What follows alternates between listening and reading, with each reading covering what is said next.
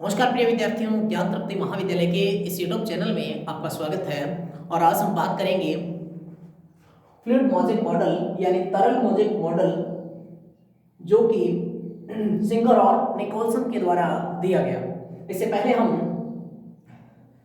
Robertson के इकाई model की बात कर चुके हैं, सैंडविच मॉडल की बात कर चुके हैं, ओवरटन मॉडल की बात कर चुके हैं। इन सभी में हमने देखा कि जो प्लाज्मा मेम्ब्रेन होती है वो लिपिड और प्रोटीन के कॉम्बिनेशन से मिलकर बनती है, जिसके अंदर लिपिड की बाइलेयर पाई जाती है और जो बाहरी तरफ प्रोटीन पाई जाती है उसे हम पेरिफेरल प्रोटीन कहते हैं, और आंतरिक जो प्रोटीन पाई जाती है उसे हम इंटीग्रल प्रोटीन कहा जाता है। तो देखो, इंटीग्रल प्रोटीन की अभी तक कोई बात नहीं हुई है, लेकिन हम इस फ्लूइड मोज़ेक मॉडल के अंदर बात करेंगे इंटीग्रल प्रोटीन यानी समाकलित प्रोटीन की। तो देखो, जो सबसे पहले मॉडल दिया गया फ्लूइड मोज़ेक मॉडल। देखो, फ्लूइड का मतलब क्या होता है? फ्लूइड, ये जो वर्ड है फ्लूइड, फ्लूइड का मतलब होता है द्रवीय पदार्थ। द्रवीय पदार्थ यानी कि इस मॉडल के अंदर फ्लूइड की बात की गई है, द्रव पदार्थ की बात की गई है। जैसा कि हमने पहले मॉडल जो पढ़े थे उनके अंदर हमने बात की थी कि लिपिड की जो बाइलेयर है उसके दोनों तरफ क्या है, पेरिफेरल प्रोटीन पाई जाती है, जिसको हम बोलते हैं परिधीय प्रोटीन, और इन प्रोटीनों को आसानी से क्या है, अलग भी किया जा सकता है। लेकिन इस मॉडल में देखो, सिंगल और निकोलसन, साइंटिस्ट का नाम है सिंगल और निकोलसन, जिन्होंने ये तरल मोज़ेक मॉडल प्रस्तुत किया। सिंगल और तथा निकोलसन ने प्लाज्मा झिल्ली का तरल मोज़ेक मॉडल प्रस्तुत किया, यानी fluid mosaic model given by Singer and Nicolson, जो कि सर्वाधिक मान्य व उपयुक्त मॉडल है। सबसे ज्यादा उपयुक्त मॉडल जो माना गया है वो माना गया है फ्लूइड मोज़ेक मॉडल को, इसलिए इंपॉर्टेंट भी है क्योंकि एग्जाम में पूछा जाता है। देखो, इस मॉडल के अनुसार जीवद्रव्य कला यानी कि प्लाज्मा मेम्ब्रेन जो होती है वो लिपिड और प्रोटीन की बनी होती है। सेम इज जैसा कि हम पहले पढ़ रहे थे कि जो जितनी भी हमने प्लाज्मा मेम्ब्रेन के मॉडल पढ़े हैं उन सभी में एक ही बात कही गई है कि जो प्लाज्मा मेम्ब्रेन होती है वो लिपिड प्लस प्रोटीन दो चीजों से मिलकर बनती है। देखो, इस मॉडल के अनुसार प्लाज्मा मेम्ब्रेन या जीवद्रव्य कला जो होती है लिपिड प्लस प्रोटीन की बनी होती है। इकाई झिल्ली की भांति इस मॉडल में यानी यूनिट मेम्ब्रेन की भांति इस मॉडल में भी लिपिड की दो परतें होती है, परंतु लिपिड के अणु अर्ध तरल अवस्था में रहते हैं। बस यही इंपॉर्टेंट है कि इस मॉडल में जो लिपिड की बाइलेयर है, लिपिड की जो द्विपरत है, बाइलेयर जो है वो कौन सी अवस्था में है? द्रवीय अवस्था में है या द्रव अवस्था में पाई जाती है, जिसको हम बोलते हैं सेमी फ्लूइड या अर्धद्रव अवस्था। ठीक है, तो देखो, इस मॉडल में भी लिपिड की दो परतें होती है, परंतु लिपिड के अणु जो होते हैं वो अर्ध तरल अवस्था में होते हैं। तथा समाकल प्रोटीन, मैं भी आपको बता रहा था कि समाकल प्रोटीन क्या होता है। देखो, मान लो ये लिपिड के अणु है,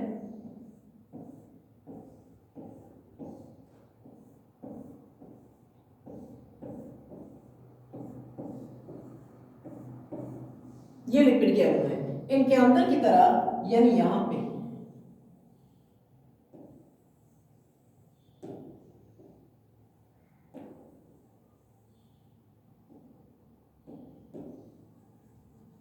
जो प्रोटीन पाई जा रही है उसे हम कहते हैं इंटीग्रल प्रोटीन। इंटीग्रल प्रोटीन उसे प्रोटीन कहा जाता है, यानी समाकलित प्रोटीन। देखो, यदि इस मॉडल की बात की जाए तो आपको पता है कि ये है लिपिड की बाइलेयर, ये क्या है?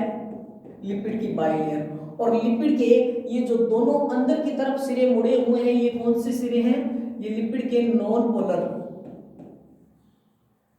और जो ये वाला रीजन है, ये कौन सा रीजन है? पोलर रीजन है। यहां पे भी पोलर रीजन है, यहां पे भी कौन सा रीजन है? पोलर रीजन है। यानी लिपिड के अणुओं की यदि बात की जाए तो ये जो है ये लिपिड की बाइलेयर है, और इसके अंदर जो प्रोटीन पाई जा रही है, यानी कि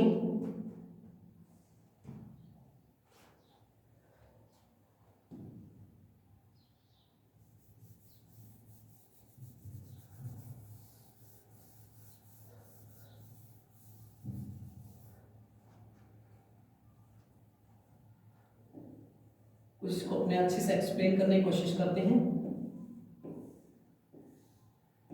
ये लिपिड की बाइलेयर बना रहा हूं, लिपिड के मॉलिक्यूल्स हैं।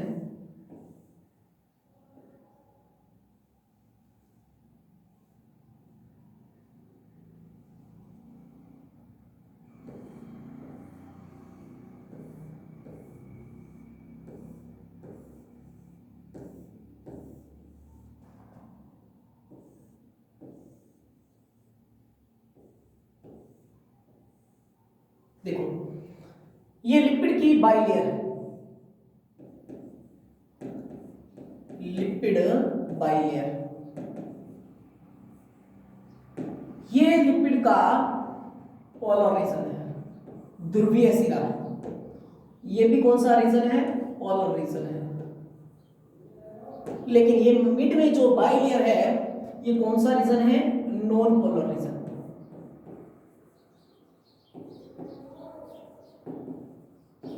अब देखो अंदर की तरफ इस अवस्था में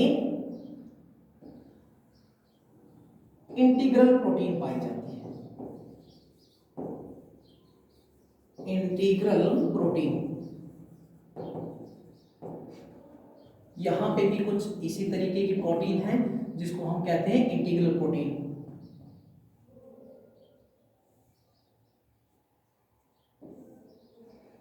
और यहां पर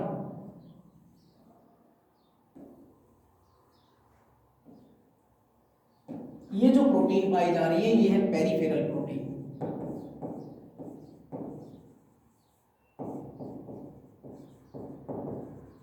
देखो अब हम इस मॉडल को एक बार डायग्राम हमने बनाया है, इसके द्वारा हम पढ़ते हैं इस मॉडल को कि ये मॉडल क्या कहता है।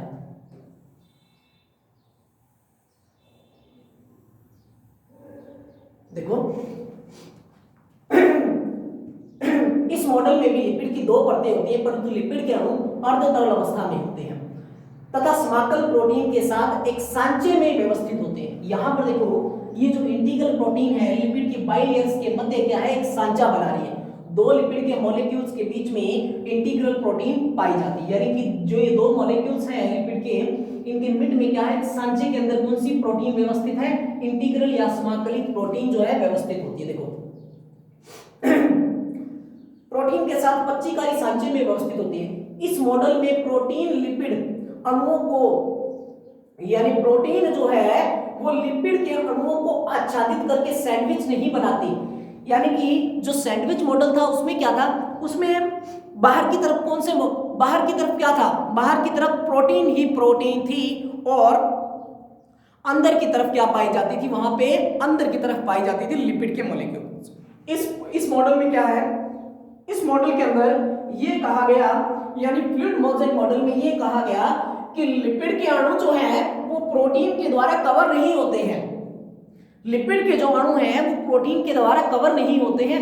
उनके अंदर क्या होता है? लिपिड के मॉलिक्यूल्स जो होते हैं वो अंदर की तरफ होते तो हैं, लेकिन इनके अंदर प्रोटीन जो है वो लिपिड के मॉलिक्यूल्स के अंदर सांचे में व्यवस्थित हो जाती है। यानी कि लिपिड के मॉलिक्यूल्स के बीच में जो इंटीग्रल प्रोटीन है वो एक प्रकार से इस प्रकार व्यवस्थित हो जाती है जिस प्रकार हम किसी सांचे के अंदर किसी चीज को बनाने की कोशिश करते हैं। तो यहाँ पे ये इनका सांचा है और इन दोनों प्रोटीन्स के, लिपिड के अणुओं के मध्य है जो प्रोटीन पाई जा रही है वो कौन सी है? Integral protein. और कुछ जो प्रोटीन है वो बाहरी रूप में पाई जाती है जिनको हम कहते हैं पेरिफेरल प्रोटीन। देखो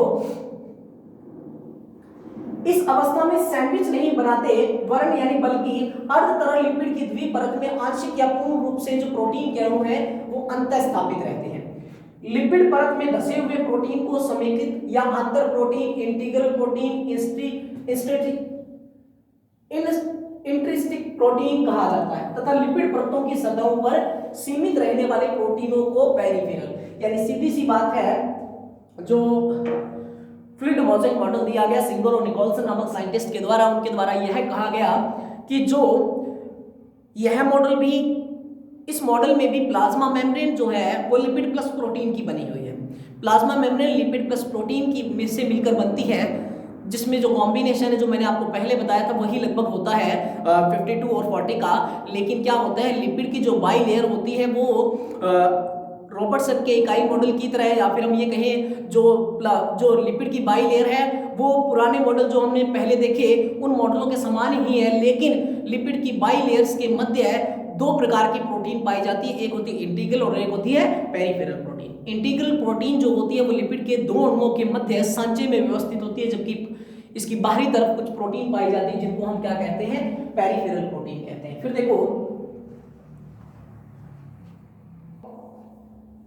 फिर देखो कि इनमें पाए जाने वाले प्रोटीन जो होते हैं वो गोलाकार प्रवृत्ति के होते हैं।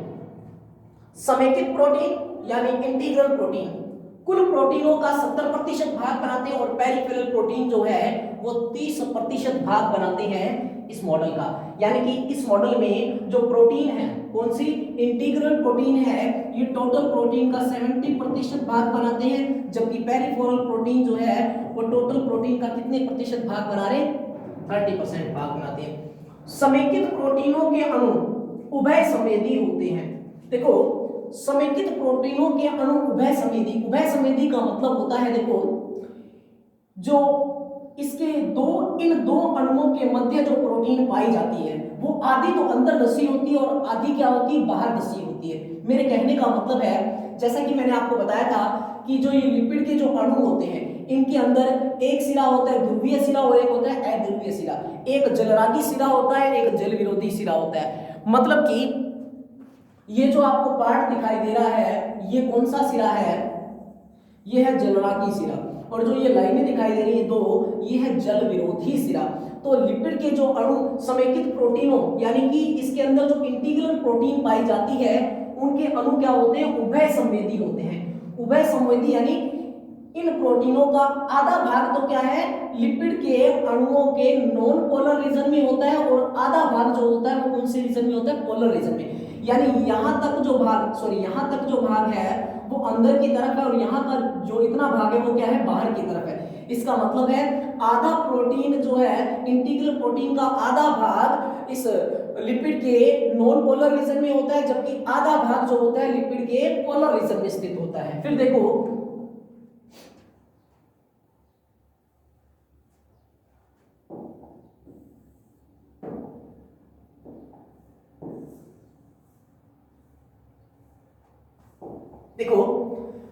लिपिड के अणु जो होते हैं वो प्रोटीन के अणु जो होते हैं वो उभय संवेदी होते हैं, जिनका जलरागी क्षेत्र यानी पोलर रीजन लिपिड की सतह से बाहर निकला रहता है तथा जल विरोधी क्षेत्र जो होता है लिपिड की जल विरोधी सतह में अंतः स्थापित रहता है। यानी कि जो हमने प्रोटीन बनाई थी इस प्रकार की, उनके अंदर क्या होता है, आधा भाग जो है वो कुछ अंदर की तरफ होता है और आधा भाग जो है वो कुछ बाहर की तरफ स्थित होता है।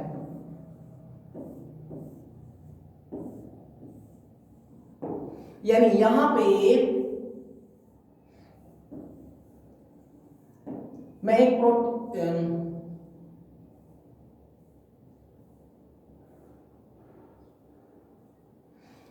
ये है इंटीग्रल प्रोटीन,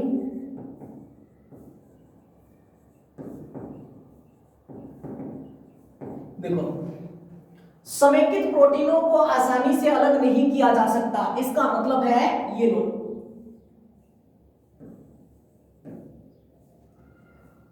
ये है समाकलित प्रोटीन या इंटीग्रल प्रोटीन,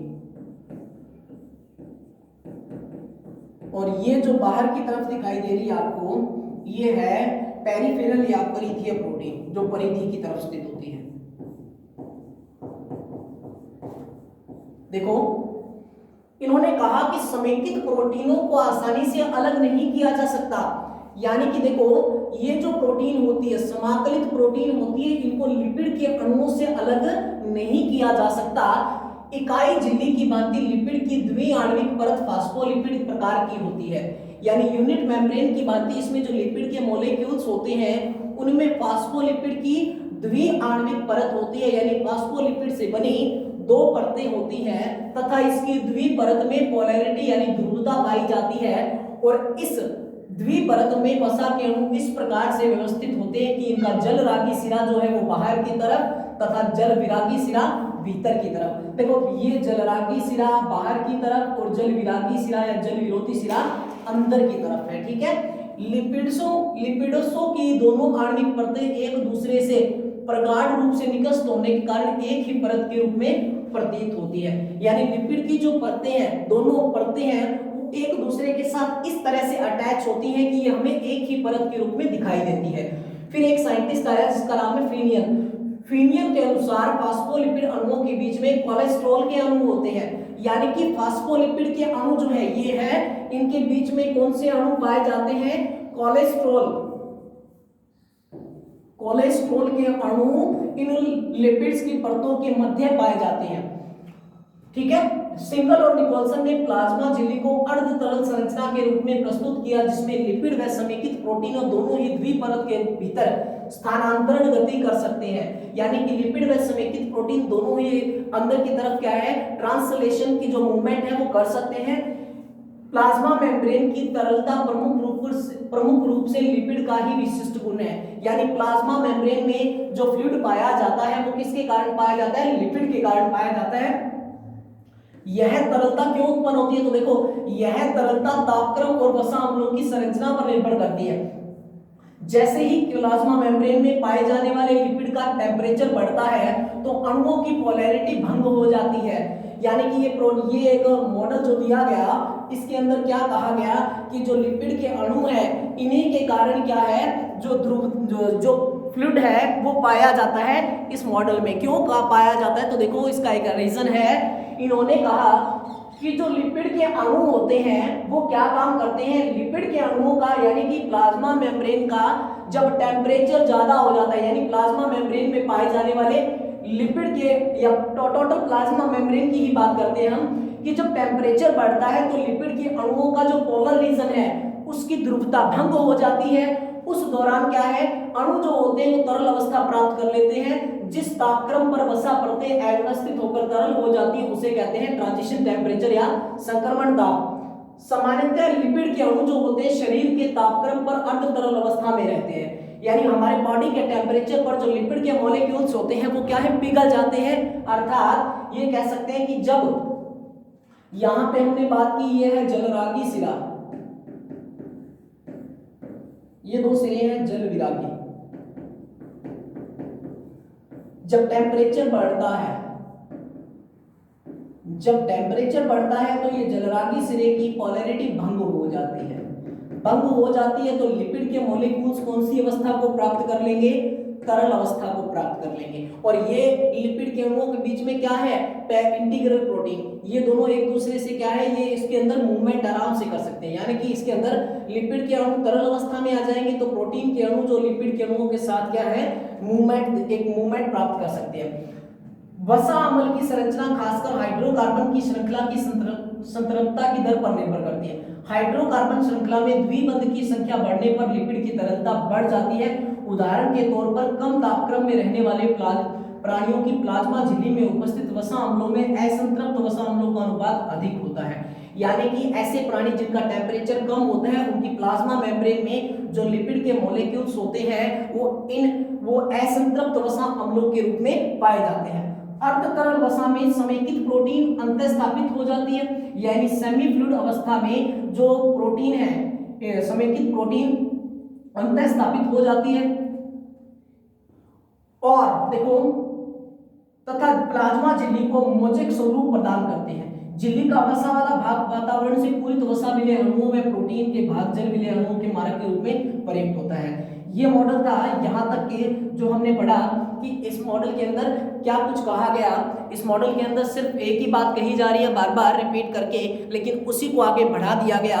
यानी कि जो तरल मोज़ेक मॉडल सिंगर और निकोलसन ने दिया, उस मॉडल के अनुसार प्लाज्मा मेम्ब्रेन, द्विपरत प्लाज्मा मेम्ब्रेन जो होती है वो लिपिड प्लस प्रोटीन से मिलकर बनती है। प्रोटीन भी इसमें पाई जाने वाली प्रोटीन दो प्रकार की होती है, एक इंटीग्रल और एक पेरिफेरल प्रोटीन। समेकित प्रोटीन, आंतरिक प्रोटीन। समेकित प्रोटीन और आंतरिक पेरिफेरल परिधीय प्रोटीन और आंतरिक प्रोटीन। आंतरिक प्रोटीन जो होती है लिपिड के अणुओं की लिपिड की दो परतें जो होती है उनके लिपिड के जो दो मॉलिक्यूल्स होते हैं उनके मिड में पाए जाते हैं। इस मॉडल में कहा गया कि लिपिड के जो अणु होते हैं वो अर्ध तरल अवस्था में पाए जाते हैं। क्यों पाए जाते हैं? क्योंकि लिपिड के अणुओं के दो सिरे होते हैं, एक पोलर एंड और एक non polar and. Polar and जो होता है जब टेम्परेचर बढ़ता है तो इनकी पोलैरिटी भंग हो जाती है, इनकी ध्रुवता क्या है, भंग हो जाती है, जिस कारण क्या करते हैं ये, जिस कारण जो इनकी पोलैरिटी जब समाप्त होती है तो ये क्या है, ये भी कौन सी अवस्था में आ जाते हैं, अर्ध तरल अवस्था में आते हैं। तो ये था जो मॉडल हमने बात की जिसकी, कि जो मॉडल जो दिया गया फ्लूइड मॉजेक मॉडल सिंगर और निकोलसन नामक साइंटिस्ट के द्वारा। तो यहाँ पे हमने बात की कि फ्लूइड मॉजेक मॉडल क्या होता है। फिर देखो इसके डायग्राम को हम देखते हैं, जो डायग्राम मैंने अभी आपको समझाया उसी डायग्राम को यहाँ पे समझाया गया है। देखो देखो ये सारे क्या है, माचिस की तिल्लियों के समान, जो यानी माचिस की खड़ी तिल्लियां जब हम लगाते हैं तो वो लिपिड के मॉलिक्यूल्स थे। माचिस की तिल्ली के अंदर ऊपर वाला जो रोगन वाला पार्ट पाया जाता है जिसके ऊपर बारूद लगा हुआ होता है वो है पोलर एंड, और जो सफेद भाग होता है उसके नीचे का वो होता है नॉन पोलर एंड। तो उसी प्रकार ये संरचना है। देखो ये दो दिखाई दे रहे हैं आपको, यहाँ पे लिपिड के मॉलिक्यूल्स है, ये सभी लिपिड के मॉलिक्यूल्स के बीच में ये देखो कुछ प्रोटीन के अणु पाए जा रहे हैं। ये वाली प्रोटीन, ये वाली भी प्रोटीन है, यानी 1 2 3 4 5 6, ये 6 की 6 कौन सी प्रोटीन है, ये 6 की 6 इंटीग्रल प्रोटीन है, समाकलित प्रोटीन है, आंतरिक प्रोटीन है। पेरिफेरल प्रोटीन कौन सी है, 1 2 3, ये 3 पार्ट जो आपको दिखाई दे रहे हैं ये है पेरिफेरल प्रोटीन, यानी 1 2 और 3, ये तीनों बाहरी प्रोटीन है, परिधीय प्रोटीन है जो कि बाहर की तरफ स्थित होती है। अब इसके अंदर देखो जो प्रोटीन की लेयर दी गई है, इंटीग्रल प्रोटीन की जो लेयर दी गई है, यानी कि इसके अंदर क्या है, इंटीग्रल प्रोटीन के अणु किस फॉर्म में, यहां पे देखो इनका जो पोलर एंड है, ऊपर माचिस के रोगन वाला भाग जो है वो किस फॉर्म में पाया जा रहा है, ग्लाइकोलिपिड्स के फॉर्म में पाया जा रहा है। फिर हम बात करें देखो पेरिफेरल प्रोटीन की, तो पेरिफेरल प्रोटीन जो है, देखो पेरिफेरल प्रोटीन जो है ये दिखाई दे रही है आपको, और यहां पे ग्लाइकोलिपिड्स के layer sugar chain of glycoprotein किसका फॉर्मेशन कर रही है, शुगर चेन ऑफ ग्लाइकोप्रोटीन का। यहां पे फिर हम देखें तो ये पेरिफेरल प्रोटीन है और ये इंटीग्रल प्रोटीन है। अब आप इंटीग्रल प्रोटीन के इतने वाले भाग को देखो, हम जब इतने से पार्ट को इसको देखते हैं तो हमें दिखाई देता है कि जो इससे ऊपर वाला रीजन है और इससे नीचे वाला रीजन है, देखो यहां तक और यहां तक, ऊपर वाले रीजन को जो हम कह सकते हैं कि एकदम बिल्कुल क्लियर दिखाई दे रहा है, लेकिन अंदर का जो वातावरण है जो इंटीग्रल प्रोटीन का आंतरिक वातावरण है वो कुछ डेंस दिखाई दे रहा है इस तरीके से। ये क्यों दिखाई दे रहा है, क्योंकि ये जो अणु है इसके अंदर मैंने आपको बताया था जो इंटीग्रल प्रोटीन पाई जाती है, समाकलित प्रोटीन जो पाई जाती है वो क्या करती है, वो यहाँ पे कुछ न कुछ मात्रा में ऊपर की तरफ जो होती है वो पोलर रीजन में होती है और बाकी जो है वो नॉन पोलर रीजन के अंदर होती है। तो यहां पे हमने देखा कि ये जो था fluid mosaic model given by Singer and Nicolson. और उसके बाद हम बात करते हैं प्लाज्मा मेम्ब्रेन के फंक्शन की। उससे पहले एक डेफिनेशन जो दी गई है उसका हम डिस्कशन करते हैं। सबसे पहले इसके अंदर एक डेफिनेशन दी गई है इंटरडिजिटेशन।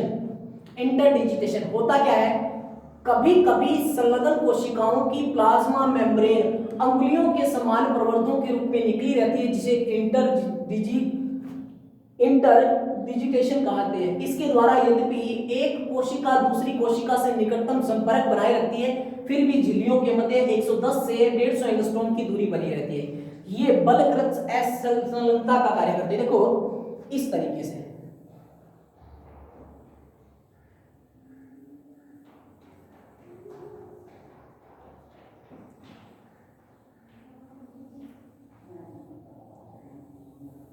ये है दो प्लाज्मा मेम्ब्रेन।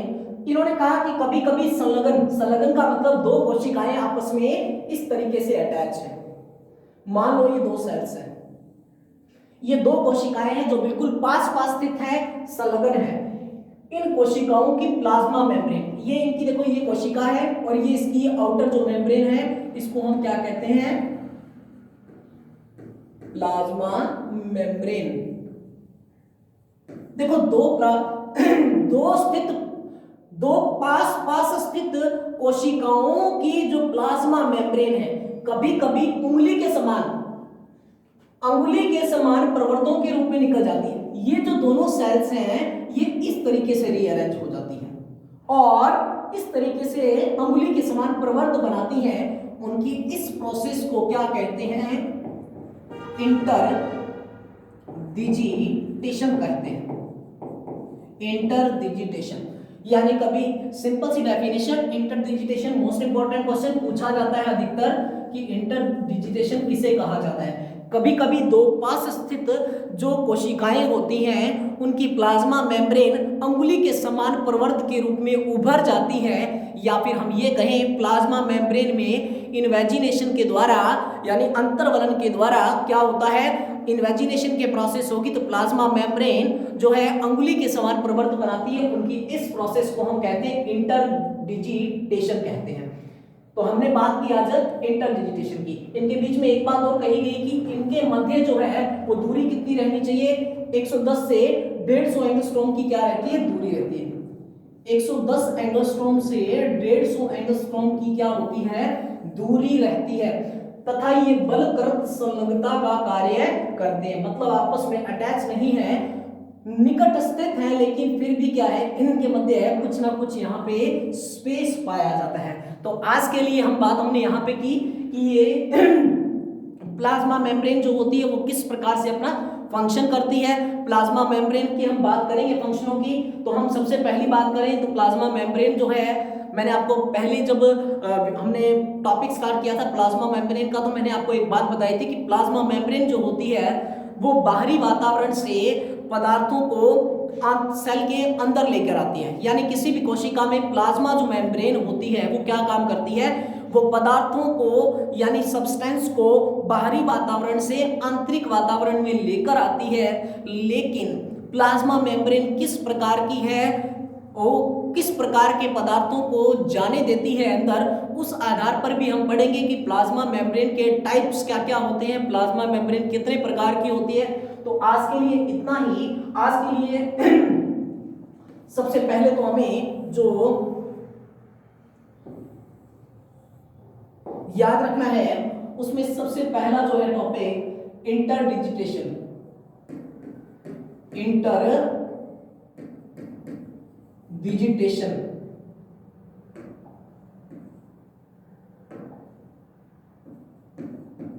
इंटरडिजिटेशन किसे कहा जाता है? दूसरा क्वेश्चन, प्लाज्मा मेम्ब्रेन का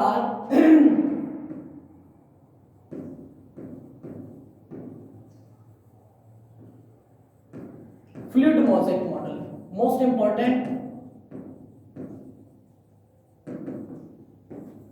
प्लाज्मा मेम्ब्रेन का फ्लूइड मोज़ेक मॉडल। तो यहाँ पे आपको ये दो क्वेश्चन आप अच्छे से कर लें ताकि आपके एग्जाम में किसी भी प्रकार की प्रॉब्लम्स क्रिएट ना हो।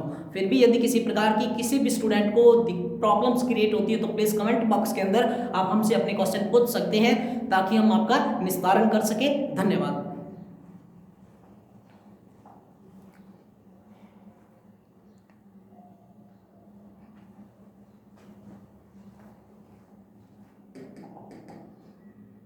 आप एक बार स्क्रीनशॉट ले सकते हो इसका जो हमने आज किया है।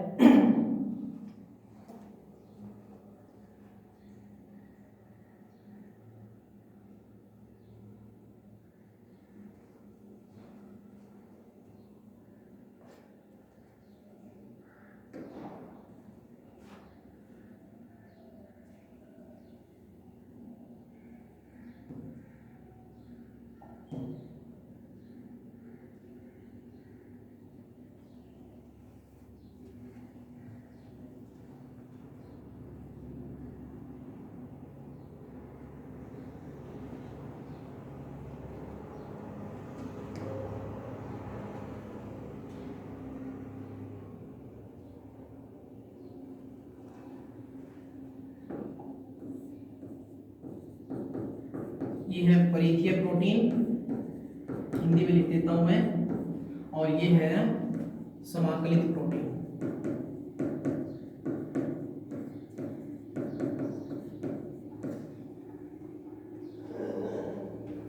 Sugar chain